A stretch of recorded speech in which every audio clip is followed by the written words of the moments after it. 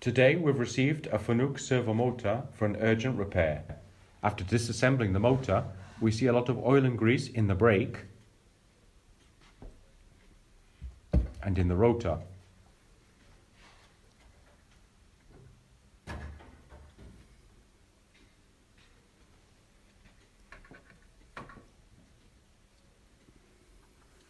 Here we have the rear cover of the bearing placement and the bearing.